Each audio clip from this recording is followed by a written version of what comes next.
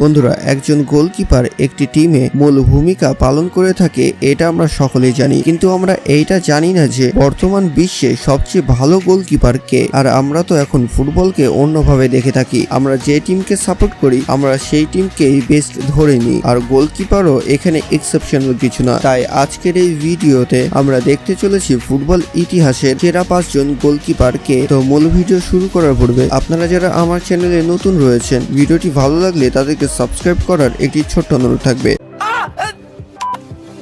তো প্রথমে 5 নম্বরে রয়েছে ফ্রান্সের গোলকিপার হুগো লরিস। এইবার কাতার বিশ্বকাপে নকআউট পর্বে যে পারফরমেন্সটা দেখিয়েছিল সেটা আসলে অবিশ্বাস্য। আর বিশেষ করে কোয়ার্টার ফাইনালে ইংল্যান্ডের বিপক্ষে যে সেভগুলো দিয়েছিল সেগুলোর কারণেই তারা হয়তো বিশ্বকাপের ফাইনালে খেলতে পেরেছিল, কিন্তু খালি হাতে ফিরতে হয় তাদেরকে বিশ্বকাপের একেবারে পাশ দিয়ে হেঁটে। কিন্তু গতবার 2018 সালে যে বিশ্বকাপটি হয়েছিল সেখানে যে সেভগুলো দিয়েছিল এই প্লেয়ারটি, যে কারণে হয়তো তারা সেই বিশ্বকাপটি জিততে পেরেছিল এবং অসাধারণ সব পারফরমেন্স দেখিয়ে দুনিয়াব্যাপী সে অনেক নাম ছড়িয়ে নেয় এবং বিভিন্ন ক্লাব তাকে অনেক অফারও করেছিল তাদের টিম থেকে খেলার জন্য। তো বন্ধুরা, এরপরে 4 নম্বরে যে গোলকিপারটি রয়েছে সে হচ্ছে পোল্যান্ডের গোলকিপার ওয়েজাক সেনাসনি। আর মাত্র 4টি ম্যাচ খেলে 4 নম্বর পজিশনে চলে আসা এটা কোনো ছোট বিষয় নয়। এবং আপনারা জানলে অবাক হবেন যে এইবার বিশ্বকাপে সবচেয়ে বেশি সেভ করেন পোল্যান্ডের এই গোলকিপার। আর পুরো টুর্নামেন্টে 90টা সেভ করেন তিনি, মানে 4 মিনিটে একটি করে সেভ। আর তার সেরা পারফরমেন্স গুলো ছিল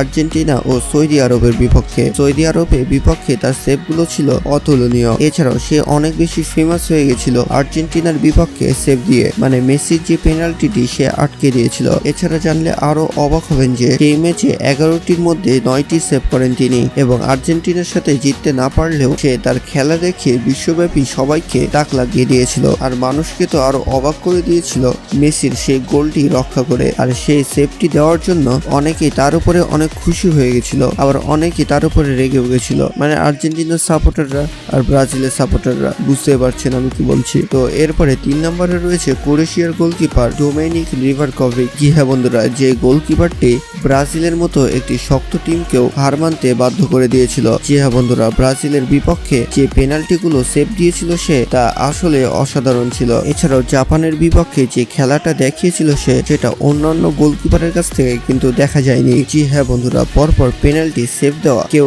এর কাছ থেকে শিখুক। কিন্তু ব্রাজিলের বিপক্ষে যতই সে টেকনিক খাটিয়ে তাদেরকে আটকে দিয়েছিল, তবে সেমিফাইনালে যে আর্জেন্টিনার বিপক্ষে সেই রকম কিছু দেখাতে পারেনি, কিন্তু সে তবুও অনেক ভালো খেলেছিল, যে কারণে তাকে 3 নম্বরে রাখা হয়েছে। এবং তারা বিশ্বকাপ না জিততে পারলেও তার জন্য যে সেমিফাইনাল পর্যন্ত তাদের টিম গিয়েছিল এইখানে কিন্তু কোনো সন্দেহ নেই। আর সেমিফাইনাল পর্যন্ত সে যে রকম সেভ দিয়েছিল সেজন্যই তাকে 3 নম্বরে রাখা হয়েছে। তো বন্ধুরা, এরপরে 2 নম্বরে রয়েছে মরক্কোর গোলকিপার ইয়াসিন বুনো। মরক্কোর এই গোলকিপার স্পেন ও পর্তুগালের বিপক্ষে জয়ের যে পারফরমেন্স দেখিয়েছে সেইটা অতুলনীয়। আর মরক্কোকে কাতার বিশ্বকাপে সেমিফাইনাল পর্যন্ত নিয়ে যাওয়ার যার হাতটা ছিল সেটা হচ্ছে এই ব্যক্তিটির। এমনকি স্পেনের মতো শক্তিশালী দলও এর বিপক্ষে দাঁড়িয়ে বিদায় নিয়েছিল। এছাড়াও পর্তুগালের বিপক্ষে বড় বড় সেভ দিয়ে নিজের টিমকে তোলে সেমিফাইনালে এবং নিজেকে মরক্কোর নায়ক হিসেবে তিনি পরিচয় দিয়ে দেন। আর এটা কিন্তু সে নিজে দেয় না, তার ফ্যান ও মরক্কোর জনগণরা দেয়। সকলে মরক্কোর নায়ক হিসেবে তাকে ডাকতে শুরু করে দেয়। কিন্তু শ্বাসরুদ্ধকর ঘটনা ঘটে যায় যখন তারা ফ্রান্সের বিপক্ষে হেরে যায়। আর সে যেরকম ভাবে তার পারফরমেন্স দেখিয়েছিল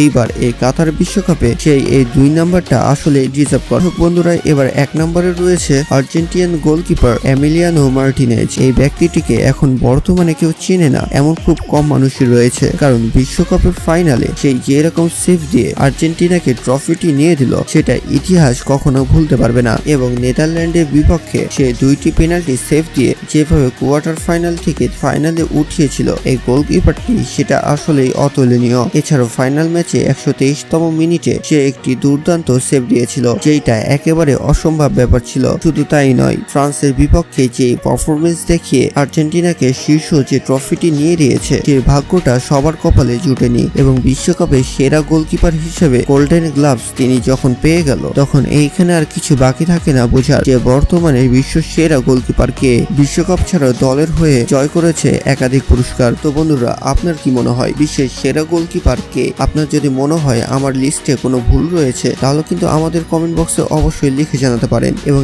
এই স্পন্সর পার্টটি দেখার পরে আপনারা যারা দৌড় দিয়ে টাকা ইনভেস্ট করতে চলেছেন তাদেরকে খুব ভালোভাবে বলে দিই, আপনারা এই সম্পর্কে ভালোভাবে জানুন এবং কিভাবে টাকা ইনভেস্ট করতে হয় সেটা ভালোভাবে বুঝুন। এবং আপনি যদি ইচ্ছুক হন তাহলে শুধু এই গেমগুলো খেলতে যেন। আমার মনে হলো আমার অডিয়েন্সদেরকে একবার এটা ওয়ার্ন করাই উচিত। তো বন্ধুরা, আজকের এই ভিডিওটি কেমন লাগলো? যদি ভালো লাগে তাহলে অবশ্যই কমেন্ট বক্সে লিখে জানাবেন। দেখা হচ্ছে পরবর্তী আরো একটি ইন্টারেস্টিং ভিডিওতে। ততক্ষণ ভালো থাকুন, সুস্থ থাকুন, বেশি বেশি আল্লাহর ইবাদত করতে থাকুন। আল্লাহ হাফেজ।